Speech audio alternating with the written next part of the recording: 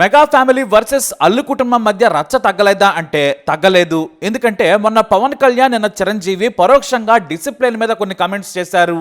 అవి డైరెక్ట్ గానే icon star Allu Arjun తాకాయి. పవన్ కళ్యాణ్ అయితే తన అన్నయ్య చిరంజీవిని వాడుకుని పైకొచ్చిన వాడు మూలాలను మర్చిపోకూడదని పరోక్షంగా అన్నారు. నేనైనా రామ్ చరణ్ అయినా హీరోలుగా ఉన్నామంటే అది మా అన్నయ్య చిరంజీవే కారణం. మా అన్నయ్య ఎక్కడో మొగల్తూరు అనే కుగ్రామంలో పుట్టి హీరోగా ప్రయత్నాలు చేశారు. తాను జీవితంలో ఎదిగేందుకు ఎంతో కష్టపడ్డారు. ఒళ్ళు హోనాన్ చేసుకుని ఇంటికి వచ్చేవారు. కొన్నిసార్లు కాళ్ళు వాచిపోయేవి.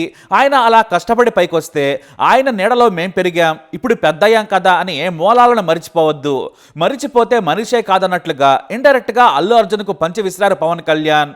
అంటే ఇంకా ఆ వైరం తగ్గలేదనే కమెంట్స్ పవన్ మాటల్లో వినిపించాయి. అంతేకాదు చిన్నప్పటి నుంచి కూడా రామ్ చరణ్ చాలా అనుకువగా ఉంటాడు, క్రమశిక్షణతో పెరిగాడు, పెద్దలను గౌరవిస్తాడు, ఎంత ఎదిగినా ఒదిగుంటాడు. ఇదే గొప్ప లక్షణమని పరోక్షంగా దెప్పిపొడిచారు పవన్ కళ్యాణ్. ఇక చిరంజీవి కారణంగా ఎదిగిన అల్లు అర్జున్ మూలాలను మరిచిపోయాడని సెటైర్ వేశారు పవన్. ఎందుకంటే చాలా రోజులుగా తాను సొంతంగా ఎదిగినట్లు బిల్డప్ ఇస్తున్నాడు అల్లు అర్జున్. కానీ మొదట్లో ఉన్న మెగా ఫ్యామిలీ మద్దతును, మెగా ఫ్యాన్స్ సపోర్ట్ను మరిచిపోయాడని పవన్ చెప్పకనే చెప్పేశారు. ఎందుకంటే మొదటి నుంచి అల్లు అర్జున్ని మెగా కాంపౌండ్ హీరోగానే చూశారు. మీడియా కూడా మెగా ఫ్యామిలీ హీరోనని చాలా ఏళ్లు రాసుకొచ్చింది. కానీ కొంత గుర్తింపు వచ్చిన తర్వాత ఆ మెగా ట్యాగ్ ను తొలగించుకునేందుకు విశ్వ ప్రయత్నం చేశాడు. ఆ ప్రయత్నంలో తప్పులేదు, చేస్తే చేయొచ్చు, కానీ చెప్పన బ్రదర్ అంటూ ఏకంగా పవన్ కళ్యాణ్ టార్గెట్ చేశాడు అల్లు అర్జున్. అక్కడి నుంచి అసలు గొడవ మొదలైంది. పైకి కనిపించకపోయినా కూడా వారు మొదలైంది. మరీ ముఖ్యంగా మెగా ఫ్యాన్స్, పవన్ ఫ్యాన్స్ వెంటనే అల్లు అర్జున్ దూరం పెట్టేశారు. ఇటు అల్లు అర్జున్ కూడా అల్లు అర్జున్ ఆర్మీ అంటూ ఓ గ్రూప్ ను ఏర్పాటు చేసుకున్నాడు. తన దగ్గరుండి దాని బాధ్యతలను చూసుకున్నాడు. ప్రత్యేక సోషల్ మీడియా టీంను కూడా ఏర్పాటు చేసుకుని ఫ్యాన్ ఫాలోయింగ్ ని పెంచుకునే ప్రయత్నం చేస్తూనే ఉన్నాడు.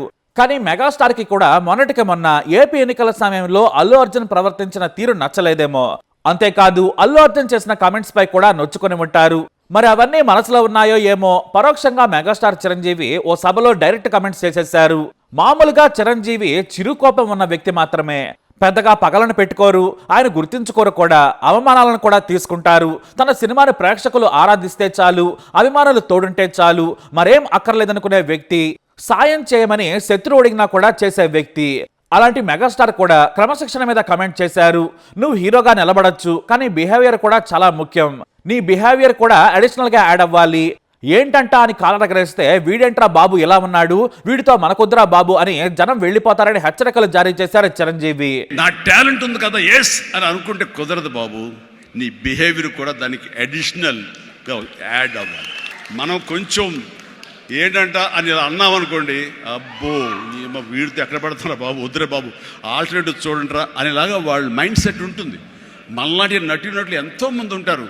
బట్ వాళ్ళలో మనం బెస్ట్ ఆప్షన్ అంటే అపార్ట్ ఫ్రమ్ అవర్ హిస్టానిక్ టాలెంట్స్, మనకున్న నైపుణ్యం కంటే కూడా మన వ్యక్తిత్వం కూడా చాలా చాలా ప్రధానమైన పాత్ర వహిస్తుంది. అంతేకాదు తాను హీరోగా ఎదుగుతున్న క్రమంలో తనతో ఎన్టీ రామారావు నిర్మాతలంతా సినిమా తీసేందుకు నా దగ్గరకు వచ్చేవారు.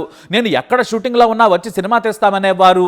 నాతో పాటు సాయంత్రం స్నాక్స్ తినేవారు. ఇది కదా నేను సాధించింది. అప్పుడే నేను #1 హీరో అయ్యాననుకున్నాను, కానీ కాలరగరేయలేదు. నేను #1 అని కాలరగరేస్తే ఏం జరుగుతుందో నాకు తెలుసు. కష్టపడటమే నాకు తెలిసిన విషయం. కష్టపడితే ఆ #1 అక్కడే ఉంటుంది. అందుకే కష్టపడ్డానని గతం గురించి చెప్పుకున్నారు ఆయన.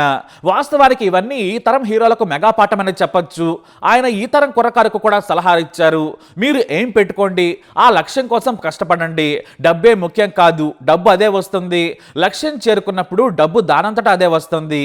మీ గమ్యం చేరుకోండి అని చెప్పారు చిరంజీవి. ఇవన్నీ డైరెక్ట్ గానో లేదంటే ఇండైరెక్ట్ గానో అల్లు అర్జున్ కుటుంబాన్ని తాకాయి. ఇంతలా మెగా ఫ్యామిలీ అలాగే అల్లు అర్జున్ మీద కోపంగా ఉందంటే ఉందనే విధంగా వారి మాటలున్నాయి. అయితే ఇప్పుడు అల్లు అర్జున్ ఫ్యాన్స్ మెగా కుటుంబం మీదకు బాణాలు ఎక్కుపెట్టారు. ఎందుకంటే అల్లు అర్జున్ వివాదం మీద డిప్యూటీ సీఎం పవన్ కళ్యాణ్ స్పందించారు.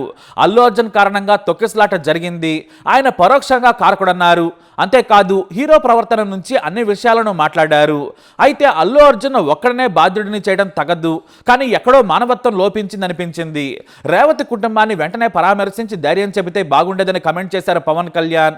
కానీ ఇప్పుడు మెగా కుటుంబం కూడా సమాధానం చెప్పుకోవాల్సిన పరిస్థితి ఏర్పడింది. ఎందుకంటే గేమ్ చేంజర్ ఈవెంట్కి హాజరై తిరిగి వెళ్తూ ఇద్దరు పవన్ కళ్యాణ్ ఫ్యాన్స్ ప్రమాదంలో చనిపోయారు. రంగంపేట మండలం కార్గిల్ ఫ్యాక్టరీ దగ్గర ఓ వ్యాన్ వారిని ఢీకొట్టడంతో ఇద్దరు చనిపోయారు.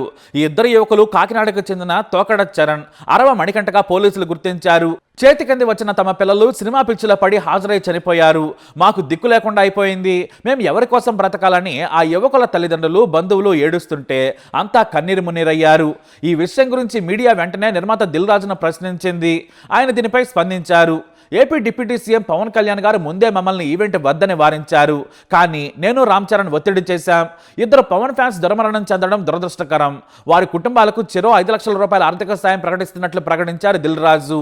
ఇటు పవన్ కళ్యాణ్ కూడా తన ఫ్యాన్స్ కుటుంబాలకు చెరో 5 లక్షల రూపాయలను ప్రకటించారు. కానీ వివాదం ఇంతటితో ముగియలేదు, ఇక్కడితోనే మొదలైందని చెప్పాలి. వైసీపీ నేత అంబటి రాంబాబు డైరెక్ట్గా ప్రశ్నించారు. నీతులు పుష్పకేనా, గేమ్ చేంజర్కు ఉండవా అంటూ ప్రశ్నించారు. అప్పటి వరకు అల్లు అర్జున్ ఫ్యాన్స్తో పాటు ఇతరులు కూడా నిర్మాత, hero Ram Charan, deputy CM Pawan Kalyan ప్రశ్నించారు. అల్లు అర్జున్కు మానవత్వం లేదన్నారు. మరి మీ మానవత్వం ఏది? వెళ్ళి నిర్మాత పరామర్శించాడా? హీరో వెళ్ళాడా?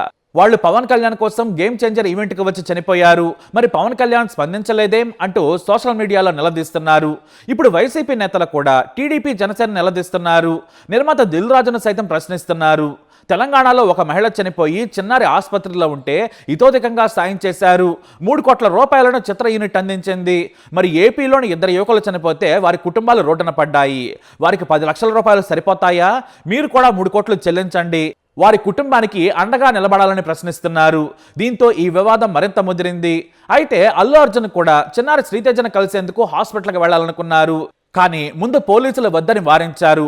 మీరు వస్తే ఇన్ఫెక్షన్లు రావచ్చు, వేరే పేషెంట్స్ ఉంటారు, మీరు రావద్దని సూచనలు చేశారు. దీంతో ఆయన వెనకడిగేశారు. కానీ అల్లు అర్జున్ మాత్రం పట్టు విడవలేదు. శ్రీతేజను కలిసేందుకు అంతా సర్వం సిద్ధం చేసుకున్నారు. ఇప్పుడు పోలీసుల అనుమతి కూడా లభించేసింది. కానీ పోలీసులు మాత్రం గోప్యంగా ఉంచి అతి తక్కువ సమయం మాత్రమే ఇచ్చారు. మొత్తానికి ఇప్పుడు ఈ వివాదం బాల్ మెగా కాంపౌండ్లోకి వచ్చింది.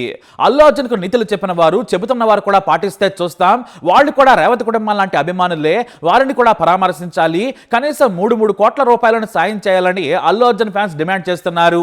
అయితే కొంతమంది మాత్రం అభిమానులు ఎప్పటికైనా ఈ పిచ్చి సైకో ఫ్యానిజానికి దూరంగా ఉండాలని సలహా ఇస్తున్నారు. ఎవరు హీరో, ఎవరికి హీరో? మనకు మన నాన్న హీరో, లేదంటే సరిహద్దుల్లో పోరాడే సైనికుడు హీరో, ఆరోగ్యాన్ని కాపాడే డాక్టర్ హీరో. వీళ్ళంతా కేవలం డబ్బు కోసమే తెర మీద ఎగిరేవాళ్ళు. మనం వాళ్ళ కోసం జుట్టు పీక్కొని కొట్టుకోవడం వేస్ట్. మన అమ్మానాల కోసం, మన కోసం బ్రతుకుదాం. మన ఇంటికి మనమే హీరో.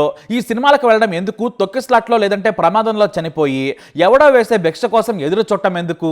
హుందాగా అభిమానంతో బతుకుదాం. మనకు నచ్చినప్పుడు కూల్గా సినిమా చూద్దాం. కేవలం అది ఎంటర్టైన్మెంట్ మాత్రమే. సినిమా థియేటర్లో నుంచి బయటకు రాగానే హీరోను కూడా మర్చిపోవాలి. మన బతుకు మనం బ్రతకాలి. మనకు టికెట్ల రేట్ల పెంచి బ్రతికే వాళ్ల కోసం ఇలా తప్పుడు దారిలో వెళ్లొద్దని కొంతమంది సలహాలు ఇస్తున్నారు. ఎప్పటికైనా మానితే మంచిది. సినిమాను సినిమాలాగే చూడాలి. ఎందుకంటే భారీ సినిమా పేరుతో ఆడియన్స్ క్రేజ్ను క్యాష్ చేసుకుంటారు దుర్మార్గులు. ప్రభుత్వానికి 18% జీఎస్టీ వస్తుందని కథలు చెబితే నమ్మొద్దు. పాప్కార్న్ మీద కూడా 18% వెళుతుంది. ఎవరైనా దోచుకోవడానికే ఉంటారు. హీరోలు చెప్పే కథలు నమ్మొద్దు. ఇది దోపిడీయే. ఎందుకంటే టాక్ నెగిటివ్ రాకముందే దోచేసుకుని ఖజానా నింపుకోవాలనే తాపత్రయంతో టికెట్ల రేట్లు పెంచుతున్నారు. భారీ బడ్జెట్ అని ఒక పేరు పెడుతున్నారు. కానీ సినిమా బాగుంటే ఎంత పెద్ద బడ్జెట్ సినిమాకైనా డబ్బులు వస్తాయి. ఎంత లో బడ్జెట్ సినిమా అయినా సరే బ్లాక్ బస్టర్ అవుతుంది. కాబట్టి ప్రియమైన సినిమా ప్రియులారా, మన కోసం మనం బ్రతుకుదాం. మన అమ్మానాన్నల కోసం బ్రతుకుదాం. నీ ఇంటికి నువ్వే హీరో. ఈ వార్లు, ఈ మొదటి షోలు వద్దు. జేబులు గొల్ల చేసుకోవద్దు. వ్యక్తి పూజ ఓ మానసిక రోగం. మరి మీరేమంటారు? మీ అభిప్రాయాన్ని కమెంట్ ద్వారా తెలియజేయండి. వీడియోని లైక్ చేయండి, షేర్ చేయండి, మా ఛానల్ని సబ్స్క్రైబ్ చేసుకోండి.